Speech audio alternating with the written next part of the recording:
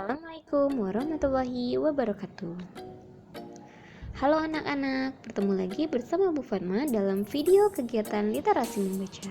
Di sini Ibu akan memberikan tutorial bagaimana cara membuat laporan kegiatan literasi membaca. Namun sebelumnya, adakah yang tahu apa itu literasi? Manfaat literasi, tujuan literasi, kegiatan apa saja yang bisa disebut dengan literasi. Literasi adalah keterampilan individu dalam membaca, menulis, berbicara, menghitung, dan memecahkan masalah pada tingkat keahlian tertentu dalam kehidupan sehari-hari. Manfaat literasi yang pertama, menambah perbendaharaan kata atau kosakata. Yang kedua, mendapat berbagai wawasan dan informasi baru. Tujuan literasi yang pertama, meningkatkan pengetahuan dengan membaca berbagai informasi yang bermanfaat. Kedua, membantu meningkatkan tingkat pemahaman seseorang dalam mengambil kesimpulan dari informasi yang dibaca. Kegiatan apa saja yang bisa disebut dengan literasi? Banyak kegiatan yang bisa disebut dengan literasi, di antaranya membaca, menulis, berbicara, menghitung, dan memecahkan masalah. Unsur-unsur buku fiksi. Dalam literasi membaca, buku yang bisa kalian baca bisa berupa buku fiksi ataupun buku non-fiksi. Buku fiksi diantaranya buku dongeng, buku novel, dan kumpulan cerpen. Sedangkan buku non-fiksi bisa buku pelajaran. Unsur yang pertama, judul buku, pengarang, penerbit, tahun terbit, simpulan isi buku. Judul buku biasanya berada di cover buku. Nama pengarang juga ada di cover buku. Hal-hal yang perlu diperhatikan dalam memilih buku bacaan. Yang pertama, pilih buku yang kalian minati. Dengan kalian minati, maka kalian pasti akan suka membacanya. Kedua, sesuaikan usia dan karakter kalian. Sesuaikan buku bacaan dengan usia kalian dan karakter kalian. Pilihlah buku yang kalian sukai dengan karakter kalian, karena agar mudah membacanya dan lebih semangat dalam membaca. 3. Pilih buku dengan cetakan yang baik dan menarik. Perhatikan jenis kertas dan jenis huruf yang digunakan.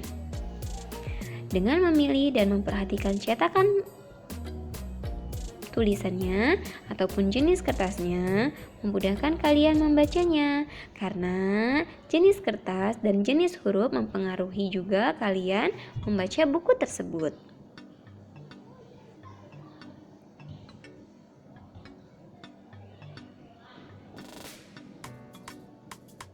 Hal-hal yang perlu diperhatikan dalam membaca buku.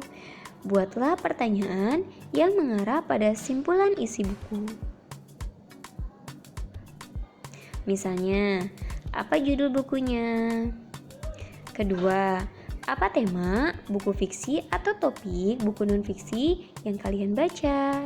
3. Apa hal yang mendorong kalian untuk membaca buku tersebut? Apa kalian suka dengan ceritanya? Suka dengan covernya menarik? Atau kalian baca sinopsisnya, ternyata ceritanya bagus? Yang keempat, pengalaman apa saja yang dapat kalian peroleh setelah membaca buku tersebut? Yang kelima, tentukan simpulannya atau sinopsisnya. Langkah-langkah membuat sinopsis atau ringkasan buku. Yang pertama, membaca keseluruhan buku fiksi atau non-fiksi dengan seksama dengan penuh pemahaman dan penuh perhatian. Kedua, membuat peta konsep untuk buku non-fiksi, sedangkan buku fiksi dengan membuat garis alur perkenalan, munculnya masalah, puncak masalah, peleraian, penyelesaian masalah. Yang ketiga, membuat sinopsis atau ringkasan.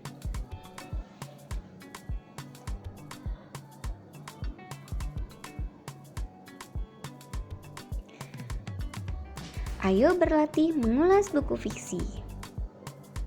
Di sini ada buku yang berjudul Legenda Telaga Biru. Pengarangnya Lilis Hu. Penerbitnya Buana Ilmu Populer Jakarta. Tahun terbitnya 2018. Ini namanya adalah identitas buku. Setiap buku pasti memiliki identitas. Setelah kalian tulis identitasnya, maka kalian langsung menuliskan atau mengulas isi bukunya. Isi buku dari Legenda Telaga Biru ini, buku ini menceritakan terbentuknya Telaga Biru dengan mitos dan fakta yang ada di daerah setempat. Dalam buku ini diceritakan perjalanan hidup Majo Jaru dan Mago Hiduru yang hidup di dusun Lisawa.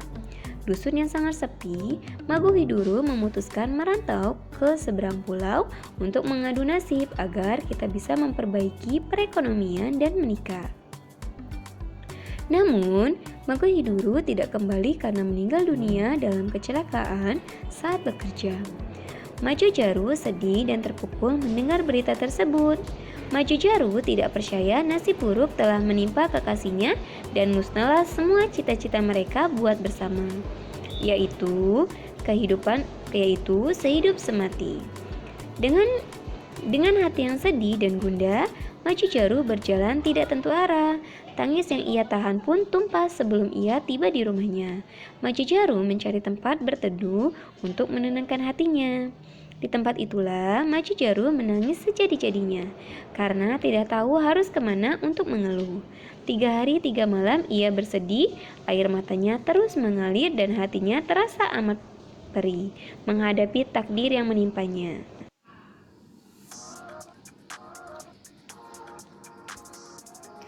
Air mata yang mengalir tidak juga berhenti membuat bebatuan sekitar Majo Jaru menjadi tenggelam. Semakin lama air semakin tinggi hingga Majo Jaru pun ikut tenggelam. Genangan air membentuk sebuah telaga. Telaga itu tampak berwarna biru. Airnya jernih, sebening air mata membuat terkejut seorang pencari kayu. Keberadaan telaga tersebut dilaporkan kepada ketua adat dan penduduk desa.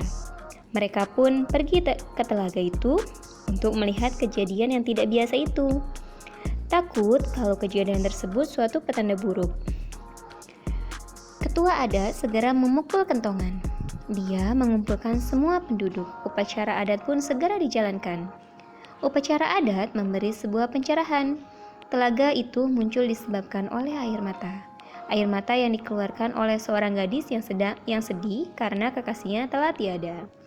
Seluruh warga bertanya-tanya, sosok gadis yang begitu malang itu. Tidak ada seorang pun yang angkat bicara. Warga hanya saling memandang. Seorang laki-laki separuh baya berdiri. Dia adalah ayah Mago Hiduru. Laki-laki tersebut memperkenalkan diri. Kemudian dia menceritakan kejadian setahun yang lalu. Ketika Mago Hiduru pamit pergi merantau, namun Mago Hiduru tidak kunjung pulang. Kemudian ayah Majo Jaru melanjutkan cerita bahwa anak gadisnya sudah 3 hari menghilang. Kedua ayah bercerita dengan sedih tentang semua yang mereka ketahui. Mago Hiduru dan Majo Jaru sepasang kekasih yang telah berjanji sehidup semati. Akhirnya, ketua adat dan warga desa setuju asal-usul telaga yang airnya biru berasal dari air mata Majo Jaru. Demi mengenang peristiwa yang menyedihkan, penduduk menamainya Telaga Biru.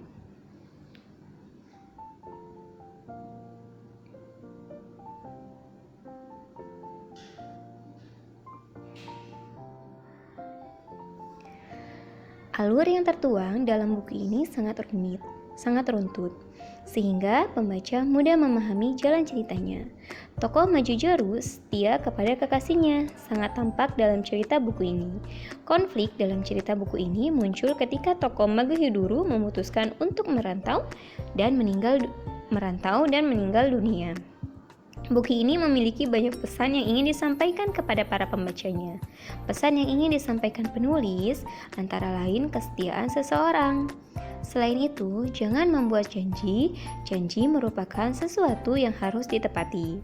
Dalam mengulas sebuah buku, tidak hanya menuliskan sinopsisnya saja, tetapi akan ada muncul kelebihan dan kekurangan buku tersebut. Buku ini banyak keunggulan. Bahasa yang digunakan mudah dipahami. Penulis menggunakan ilustrasi gambar dan warna yang menarik sehingga menarik minat baca terutama anak-anak. Tetapi buku ini juga masih terdapat kesalahan penulisan kata-kata sehingga membuat kalimat ambigu, menimbulkan tanda tanya. Kekurangan ini tampak pada contoh kalimat anaknya, gadisnya sudah 3 hari. Sebaiknya penulis tidak menambahkan katanya pada kata anak.